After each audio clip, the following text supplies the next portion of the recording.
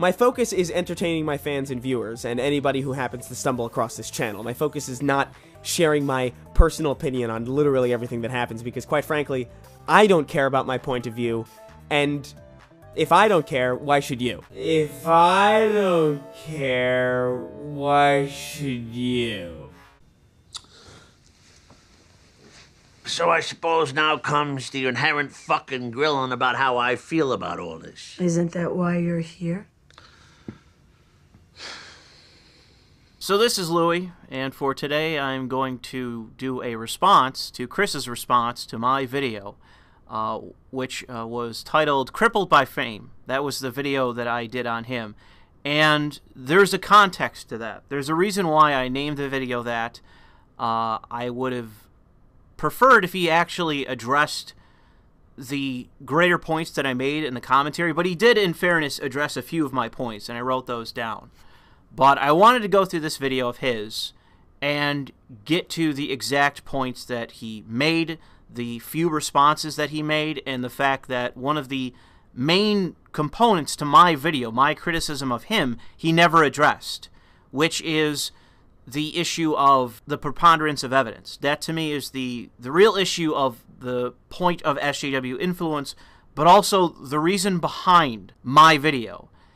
I'll have to find the clip. I wrote down the timestamp, but I'll have to find the clip of him saying that it's all based on one tweet. You ranted for 46 straight minutes about a single tweet that simply said, many anti-SJWs act this way now. Not all, not every, many. And that was the original criticism people made, but I say in the video that it's not just based on one tweet. It's based on a series of tweets. It's based on, let's just say, this video with him and Bunty addressing the Last of Us 2 controversy. Him and Bunty in that video downplay the issue of it being SJW propaganda in a game. And this isn't just based on one tweet or one video. This is based on several tweets.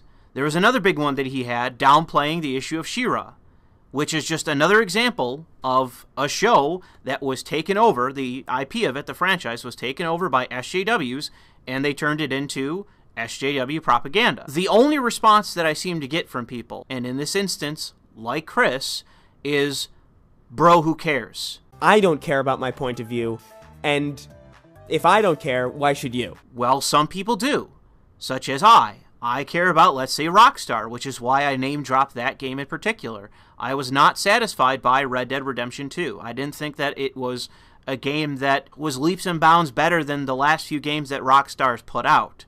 There have been problems with Max Payne 3. There were problems with GTA 5, and I like GTA 5 a lot. I will defend GTA 5 despite the fact that it does have problems. You address the fact that other people have said it has problems, but my point was that this game had components to it, Red Dead anyways, it had components to it that damaged the immersion of the game. There was a lot about the game that was somewhat immersive, but the issue was that this was present in the game.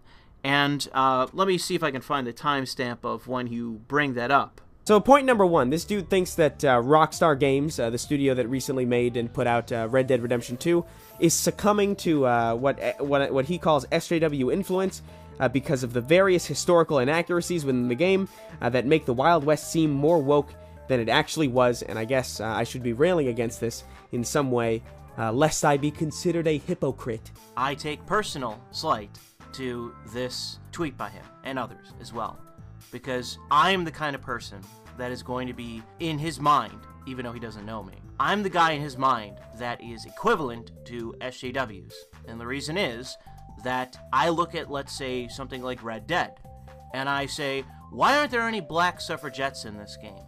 Why are the suffragettes offering rhetoric that the real ones didn't believe in? This doesn't make sense.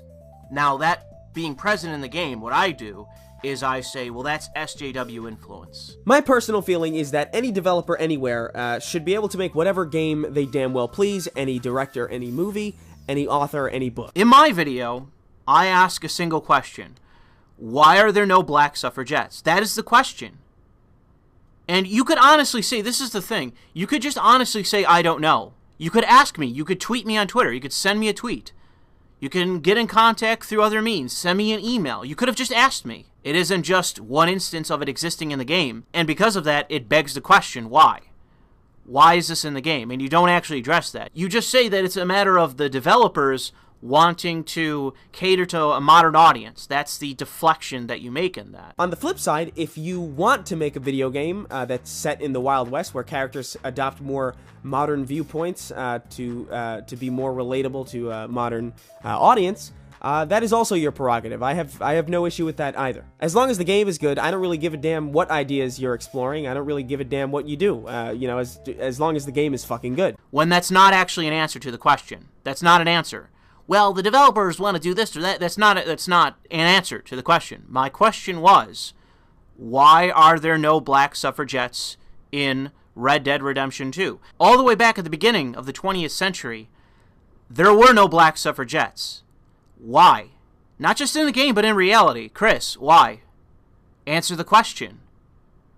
Because I asked the question, and some people know the answer to it, and they'll laugh when I ask that question because they know the answer. You don't answer the question. And this is one of the problems that I have with your video, Chris, and it's why I'm going to continue stressing the point of that question, because it was important.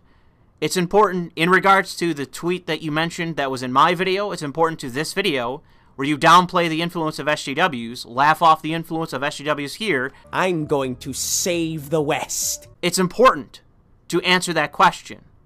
You can't just say, I don't care, developers are free to do what they want with their games. Yes, Chris, that's great. Here's another question I have for you, Chris. You ready? What's the next Telltale game coming out? Answer me that. That's another question I have for you. So I'm going to set this up for you, okay? It's a way for you to work your way through this if you want to be honest about the question that I asked. So The Last of Us created a DLC where they made Ellie, the character from the game, and I haven't played the game, and I don't really give a fuck about it, but they made the character in the game a canon lesbian, okay? A comparison that I can draw to it is Assassin's Creed Odyssey. So in The Last of Us, that change brought on controversy. And the developers defended that decision to the hilt. They were unapologetic about that. They defended it, even though it was incredibly propagandistic. And the trailer to the second game is just nothing more than a virtue signal to that change. It's nothing more than you trying to force an issue, you trying to force something onto other people, and promoting it based on your own personal politics. Now, my position on that isn't to say that I dislike lesbian characters, but it is to say that when you make this change in a game and you constantly flaunt it, you make it central to what is just a fucking zombie game, it doesn't make a whole lot of fucking sense. It seems to be pretty damn forced. But here's the comparison that I'm going to make, and it's to Assassin's Creed Odyssey. So here's the difference, okay? With The Last of Us 2, people like me that criticized the virtue signaling around it, we were told basically to go fuck ourselves. Those of us that are consumers, that are gamers, we were told to go fuck ourselves. But in the case of Assassin's Creed Odyssey, they made the mistake, the developers, of making the character in the game, Cassandra, making her the canon character. They're going to apparently put this in some sort of fiction. This is now the canon. At least as far as I can tell, this is the canon. Unfortunately for them, they created a DLC that dealt with a loophole in the lore of the game, which is, if you're a lesbian, how can you have descendants? Because based on the fucking lore of the game, you need to have descendants in order to go back in time, yada yada. So they tried to address that fact. It was bizarre, because this is one of those things where the best thing for you to do is to just leave it alone. But they decided to address it. And it blew up into a controversy, and I believe it was 6 days later, I want to say 6 days after that became a controversy, and it was SJWs leading the charge. GLAAD, an LGBT activist organization, directly contacted them, and the change was made, like that.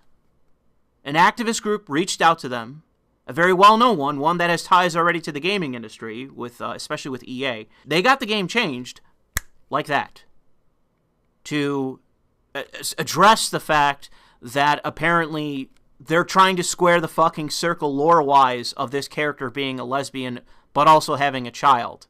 It's something that LGBTQ activists are not comfortable with. They're calling it rape. That appears to be the commonality among all the people that don't like that stupid creative direction. And like I said, it's because they painted themselves into a corner.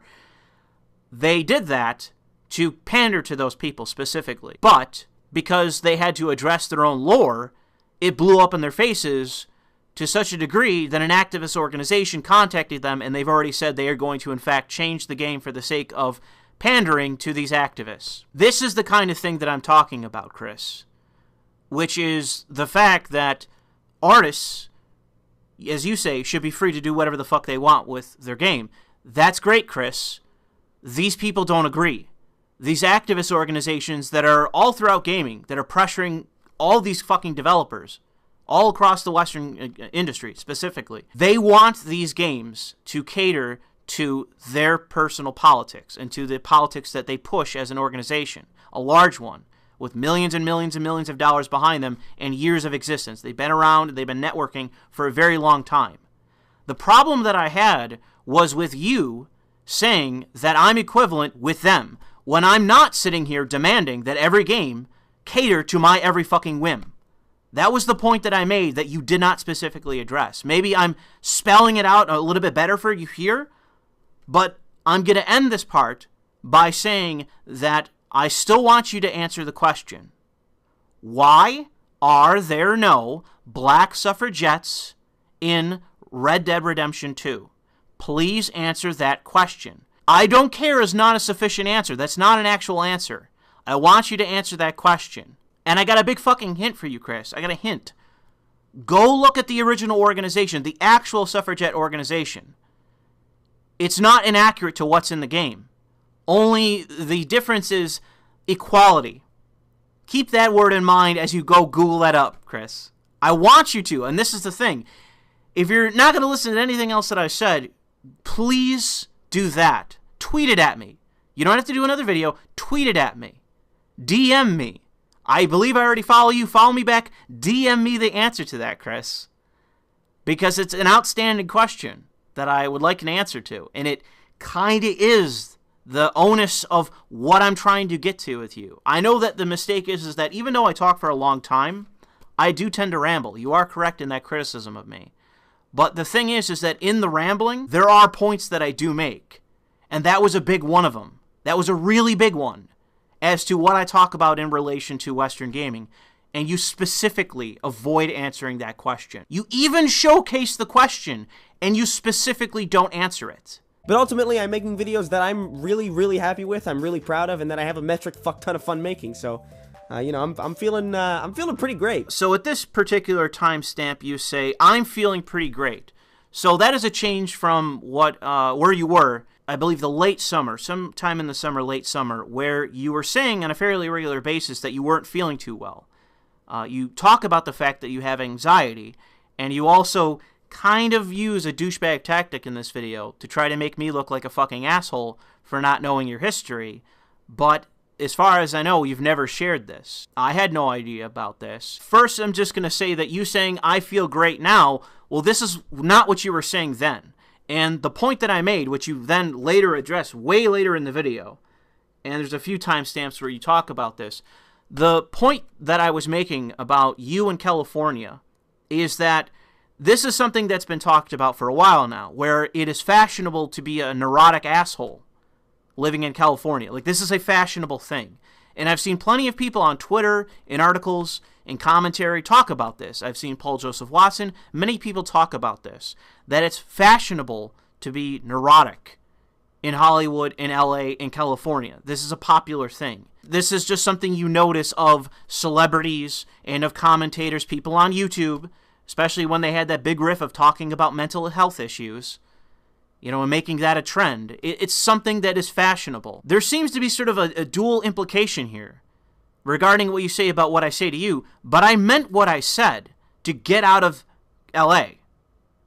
I wasn't saying that for the sake of making light of your situation. And I don't believe, I laugh as I say it, but it's because to me it's obvious. It's not about the fact that I had friends mistreat me, Chris, as you point out in this, and that you say that I'm projecting onto you. It's the fact that out of nowhere, you stopped producing content. You dropped off the face of the fucking earth. You started routinely downplaying the influence of SJWs in an area in which I'm concerned.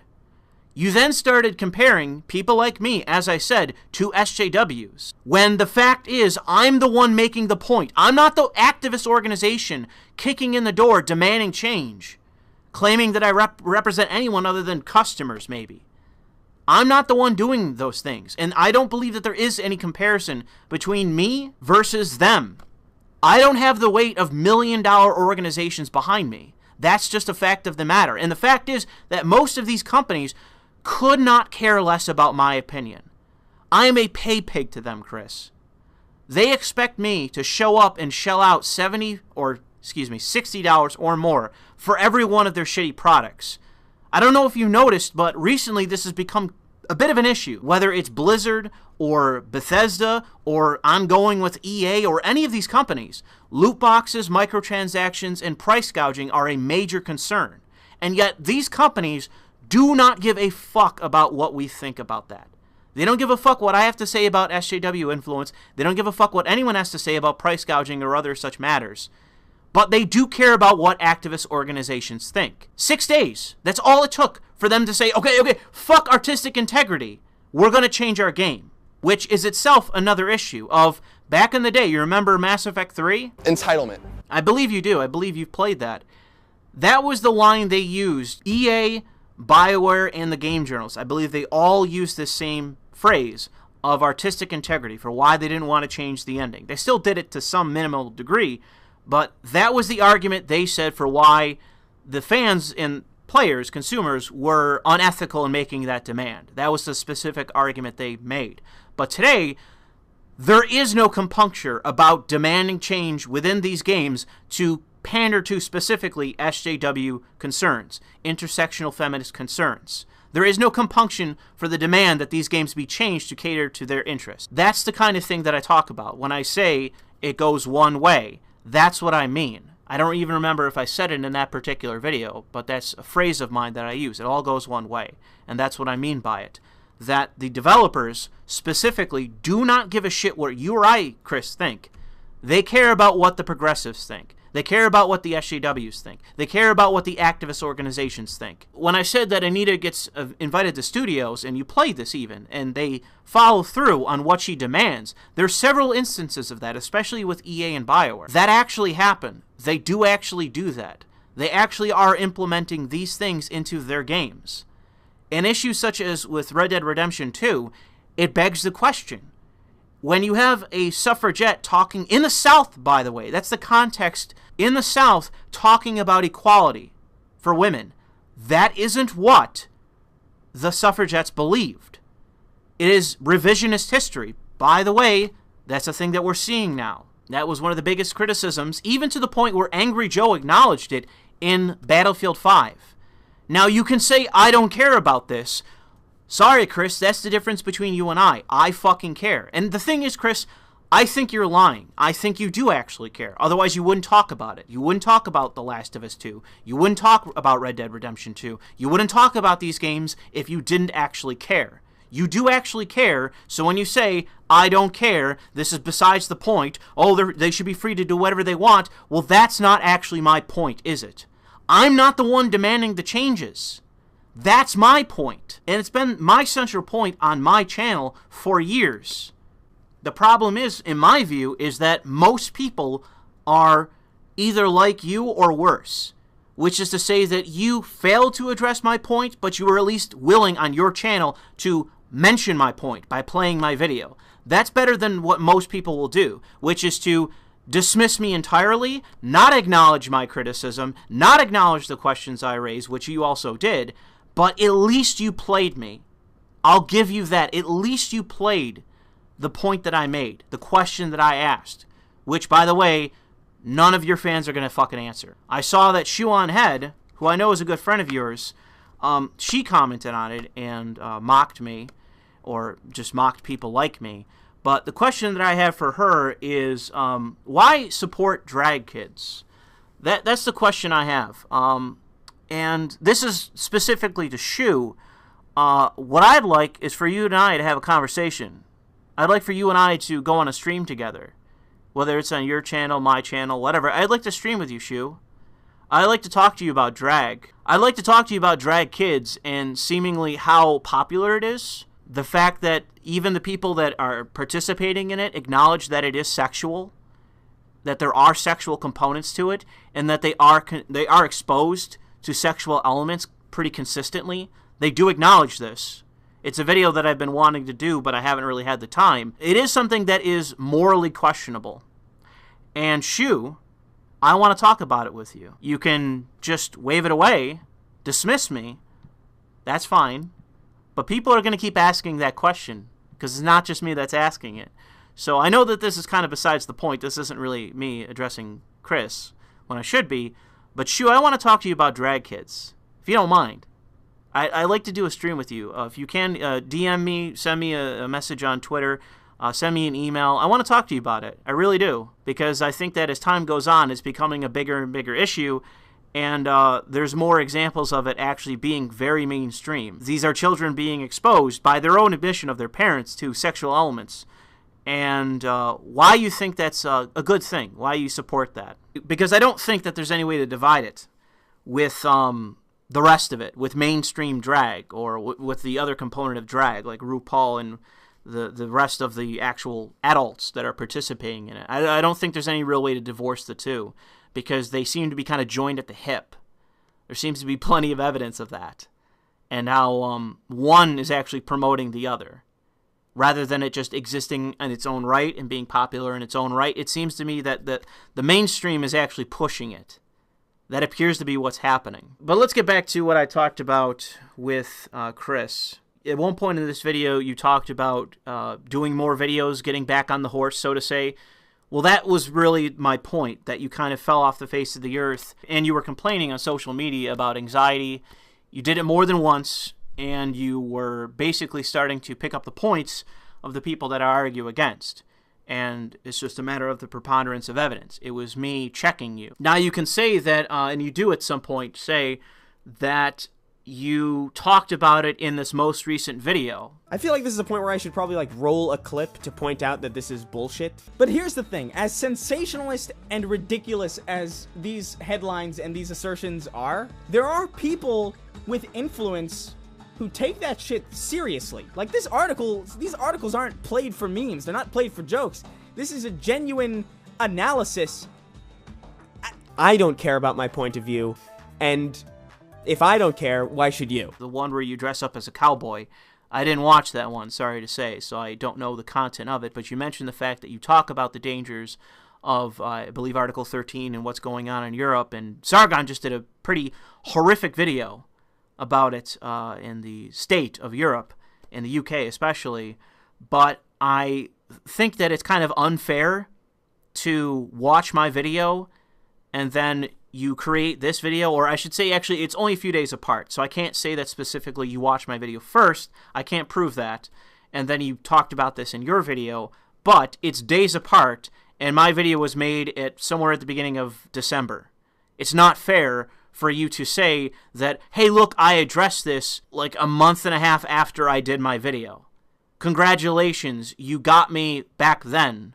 Well, today it's the 25th of January. You owned me from the past. You owned me in the past when you conveniently could make that point, that you talked about it afterward. And I never said at the time that this is something you've never talked about. I think my point was that you were acting unlike yourself. And you even addressed that in this video, that was my assertion. That is correct. It is based on the whole summer, like all of July and part of August, of you tweeting in a specific way, talking about something in a dismissive tone each and every time it came up. Every time there's a controversy, dude, you took that exact point, with some exception, maybe. We're talking about last year in the summer. It isn't just one tweet. And I specifically said in my video that this was unlike what I've done in the past, where you talk about Ethan in your video. Dude, I shit on Ethan. It's one of my best videos. I recorded it on my way home while driving, done from a case. It's one of my best fucking videos. And it is because, and by the way, since I did that video about Ethan, this has become a main criticism of Ethan, that he arrogantly just spouts off. And that only recently has he started to try to address the fact that his ego went fucking way out of whack. He consistently on his own podcast for months and months just talked absolute shit. Spoke to issues, shouted about issues that he had no knowledge of. There's a few examples. I remember that one of the big ones where he got rebutted by Donut Operator was about police, where Ethan was ranting about police, and Donut Operator's like, you don't have any idea what you're talking about. You're just taking talking points and getting outraged by them. And right around then was when Ethan was being shit on practically every day, to the tune of thousands of people, still at that point, critiquing him, criticizing him for his out-of-control ego. So that video, I'm not in any way apologizing for. I was ahead of the curve, in my opinion, as it related to Ethan.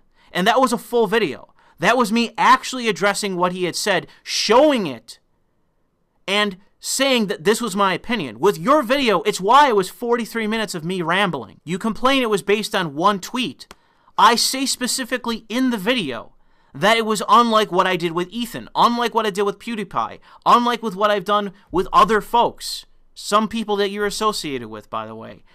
When I've talked about people, and I present the evidence for why I hold that belief, I either show it or I tell you specifically that it is more than what I'm showing, but you're just going to have to take my word for it. Saying that that's a lack of evidence, that that's not enough to justify my view, I address that in the video.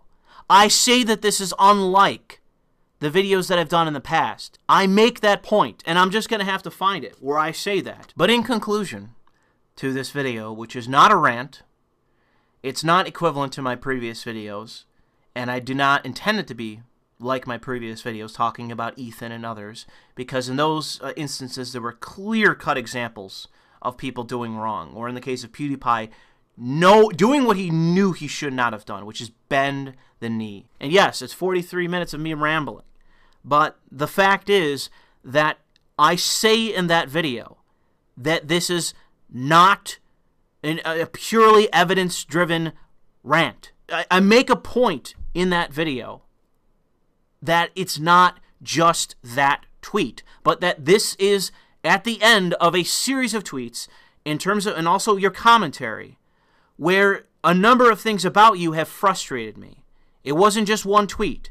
It was your behavior. It was your lack of content, which is, by the way, developed into a routine criticism of you, that you spend more time on Twitter bullshitting than you do actually working on content. That has become a conventional criticism of you, and back in the past, you were just saying, oh yeah, by the way, I'm not doing anything, but it's because I'm a perfectionist. Oh, it's my anxiety. Those are just excuses. People see right through that and say that these are just excuses. You can't just pretend as though that you didn't have a massive decline in the videos that you were uploading and that suddenly you were just spouting off. You were doing those things.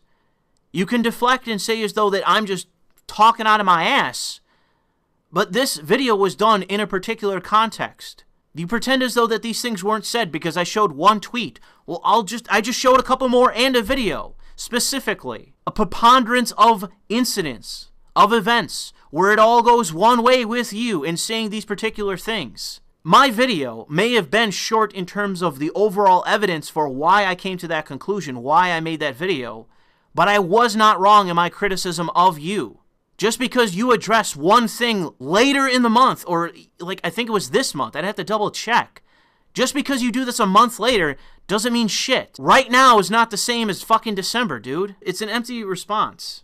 If I'm not making my opinion known about a subject, it's because I feel like most of the people who are familiar with my content can infer what my position would be based on all the previous content that I've made. Fast forward to now, and I'm doing the PlayStation podcast every week. I just recently picked back up with the Snark Tank, and I'm making videos that probably take way too long to make, and I'm working on addressing that problem. I'm trying to cut down on the production time. This is a really underhanded admission that you just dropped off the face of the earth. Was there like months where you didn't upload videos? This is the point. This isn't just me criticizing you on this. And your deflection that like, oh, well, I imagine that people already knew my opinion. Well, that's not the point. That's just a deflection to the criticism. That is not only just mine. It is the fact that you just stopped uploading content. And it's somebody like me who watched you regularly, it begs the question for us, like, what happened?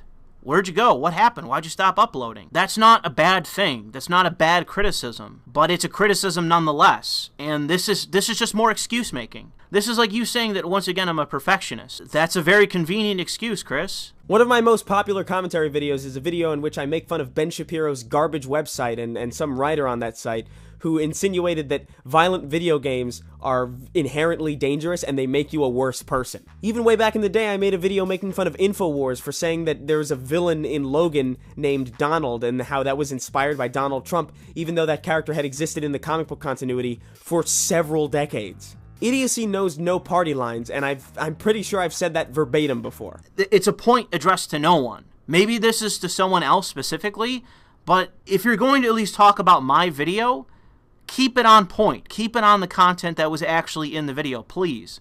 Because this makes it sound as though that was the point I made when I in no way said that you can't mock the right. A good example of me not caring about whether or not you mock the right, of which I don't even say that you're mocking the right.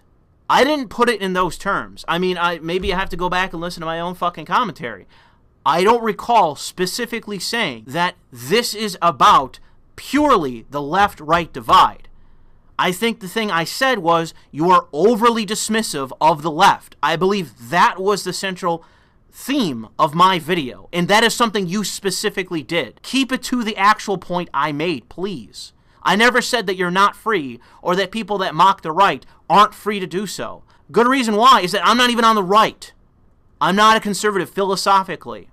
I'm philosophically a liberal. I imagine that, Chris, you and I agree more than we disagree now that you're back on the wagon. I imagine that you and I are on the same wavelength in large part. We're probably both philosophically liberals. The issue is, though, is that I put up content, which is the distinction that now you're now adjusting. You're now actually putting up content now, which again was one of the criticisms of you, was that you were just pontificating on Twitter, not actually working on any content. Telling people to stop being friends or to break up with people. And it's like, well, there is such a thing as unhealthy relationships. I've had abusive friends. I've been in relationships that were coercive. It's one of the reasons why I'm not very trusting as a person. This is kind of the part where everything kind of comes into perspective for me. This guy thinks my friends are abusive because that's something that he relates to, you know, that's something that he's experienced, that's something that he can, you know, project onto me. He's never had the experience of living in a city surrounded by friends who love and respect you, even if they don't see eye to eye with you all the time. Some dude made a 42-minute rant video about how I need to figure out what side I'm on and how I'm equating every anti-SJW with Anita Sarkeesian, which I never said ever, nor did I insinuate it. You can sit there and say, well, I didn't specifically say that. No, you directly implied it. That's the point of this tweet. That's the point. So this is totally disingenuous of you going, I never said that. No, you didn't specifically write that out. Not that I found that tweet. Maybe I should Google that tweet and see if I can find that exact tweet of you saying that. The implication with this tweet is specifically that they are equivalent. That is the point. And if you don't believe that, you could have just addressed that. Pretty easy to understand that the point I was making, that specific to Western gaming, that they are not equivalent. This is you completely bypassing the point that I made by claiming to not understand it when I'm specifically referring to your one tweet. Okay, this is something you've talked about in the past. This is specifically something you have mentioned. This is in the context of talking about gaming. I make it painfully clear in the 40-odd minutes that I'm talking about specifically that. And you just wave it away. Like, a dismissal is not a rebuttal. You can't simply say, I don't understand, I don't care. That isn't any kind of rebuttal. You know, I'm sure that your fans are going to listen to that and say that I'm just some random faggot. Fuck me. Rah-rah, Chris. You know, this guy said some mean things, so fuck him. He has no points to make. But the fact is that this is specific. This is in context. I'm contextualizing your point, your tweet, and you specifically do not address it. How am I the asshole in this? How am I the asshole? when you specifically, in the context of what I'm saying here, are not addressing. When I spell it out to you, I make the point of the guy criticizing a game in a comment section when compared to Anita Sarkeesian. It couldn't be any clearer. It could not be any clearer the point I'm making about your tweet. You can just dismiss this. You can just laugh it off. But I contextualize my point. You even bring up Red Dead, and even there, you don't address it. I've had abusive friends. I've been in relationships that were coercive. It's one of the reasons why I'm not very trusting as a person. This is kind of the part where everything kind of comes into perspective for me. This guy thinks my friends are abusive because that's something that he relates to. You know, that's something that he's experienced. That's something that he can, you know, project onto me. The reason why I made the point of suggesting that is because of this. This is the context. This is why I brought it up. You're making it sound as though that I'm simply coming up with this all on my own. This is based on nothing, and I'm simply projecting all of my own problems onto you. Chris, I don't have anxiety. I don't have problems that cause me to be dysfunctional. I don't have problems that cause me to not upload content and just pontificate all fucking day on Twitter. And claim to that. Claim, oh, I can't do this because I'm feeling bad and this and that. I don't have those claims. I make no excuses for the fact that I don't upload regularly. The only reason why that I give is this is not my job. I make far more money doing my own job than I do making content on YouTube. That is the reason why I'm irregular in uploads. It is because I make more money doing my job. And if the question is, I just worked a 10-hour day, a 12-hour day, whether I want to work on videos afterwards, like this, I just worked a 10-hour day, I'm sitting here talking about your fucking video. Do you really think I feel like it? Do you really think I feel like doing this when I have a report to finish and I got to go to bed in a few hours and I'm going to have to stay up to actually publish this video? Because I know if I don't, I'm going to get shit for it. I'm going to have people DMing me, I'm going to have people messaging me, I'm going to have people giving me shit, implying that I'm a coward for not responding immediately. This is not my full-time gig. The reason why I brought that up was to address what you have said yourself as an excuse for your inaction, for your dysfunction, for your absence, for your pontification on Twitter all day, every day. The fact that you're not working on content, something you probably should be doing as a YouTuber, when that is not simply my criticism. The point I made was, you are in an area which is full of fucking neurotic people. Maybe get out of that setting. That was my point. I'm drawing on my own knowledge as a human being, as someone that had those kind of friends. I'm just saying to you, maybe, if you have people around you that are dysfunctional, that are neurotic, that have anxiety as well, and that are crippled by it, you know, go look on Tumblr, you're going to find plenty of fucking mental head cases in that. Okay, what I'm saying to you is, if you are in that situation, if you have friends that are glomming onto you, and I've been in situations like that, and many people can attest to that, this was the point. Get away from them. Get away from that city. Get away from that setting. Get away from those people.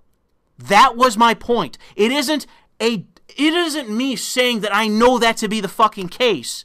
To an absolute extent, it is me addressing what you have said yourself and trying to square what's the difference.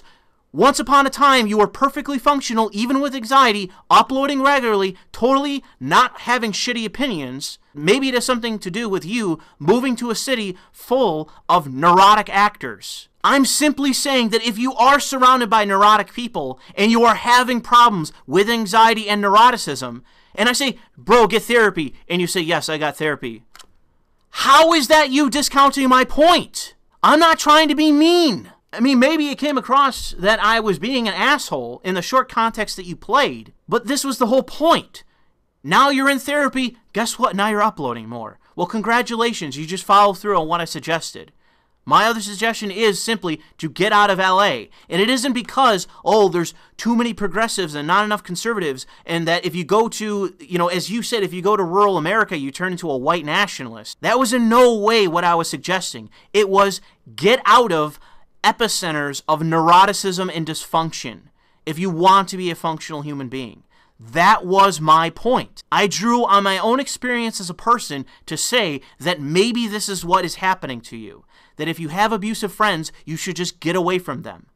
This was me opening up myself to you. And yet you turn this around and imply like, well, you didn't know this very personal thing about me, and this was actually the reason why that I have problems with anxiety. Congratulations, I didn't know that. But this is simply my suggestion to you for mitigating your health concerns. You are dealing with something that I think can be mitigated by leaving stressful cities. I mean, you're in a situation where you have a specific disorder that I don't think is bettered by. I mean, maybe exposure is bettering this. You could have just said this, by the way, that your treatment is through exposure, and you would have completely fucked my argument by saying, I have anxiety, and the way that I deal with it is through exposure. I go into crowds, I do public speaking, I do all sorts of things to mitigate, and I think there's a tweet of yours where you talk about that. That is actually you debunking my position, is to say that you are going to a city setting to deal with your anxiety through exposure. That's actually you just saying, no, Louis, you're wrong. This is actually how I'm trying to deal with it, and thanks for the suggestion, but you're kind of an asshole. Boom. Debunked. I'm flat on the fucking mat. You've got me. You dismissing me, that isn't actually you addressing my point. So when I say that you rebutted me, you didn't actually. You addressed several of the points that I made, but I can't think of a single one on here that you actually dealt with. Even with some, even fairly. It was either a mischaracterization of what my point was, or a dismissal, which is not a rebuttal. I'm hoping that this is going to suffice for the people that watch my channel. I know it won't be for yours. I know that your fans, regardless of what I say here, even if I came out and unconditionally kissed your ass and apologized, your fans would still shit on me. This is one of the things I've been through in the past. There is no way for me to satisfy your audience because you're not actually addressing the points that I made fairly. You only deal with two at all. And in neither case did you actually address what my point was. One of which I just debunked in this video. You could have said that, you didn't. Regardless of anything that I say, your fans, as sycophants to you, and in the case that I'm sure it was with me, I'm sure I have plenty of these people, even in my own small channel, that if, I put up this video, might leave a comment to you that's mean and nasty and has nothing to do with anything spoken about by either one of us. I'm sure that's going to happen either way. But the thing is that I know with your audience, dude, they're going to take none of this seriously. They're going to not listen to one point I make in this. They're not actually, and this is the thing, this is my challenge to your audience. Address one thing, one point, fairly, on my terms. Just address it. Address one thing I've said in this. One thing in the original commentary, one thing in Chris's response that actually addresses the fact that he's not addressing me. Do anything, literally anything. Do anything other than shit on me, thumb down this video, and fuck off. Because that's all you're here to do. Do anything but that. And you can have one up on me. This is how you actually defeat me. Is you address one thing. This video is going to be long. That's not an argument against it. Just, I'm going to presuppose that that's going to be one of the critiques of this video. Very long video. That's not actually a criticism. So, thanks for listening, and feel free to comment below, and feel free to like this video, thumb it down, but I will say to Chris's audience, like, subscribe, go to my affiliates. That's a big one. Go to my affiliates. You don't have to support me on Patreon, because I'm going to be getting off of it at the end of the month, but I'm challenging you to follow my affiliates and buy something on PlayAsia. Alright, thanks for listening. Dig me out, then fill the hole. Tear me apart.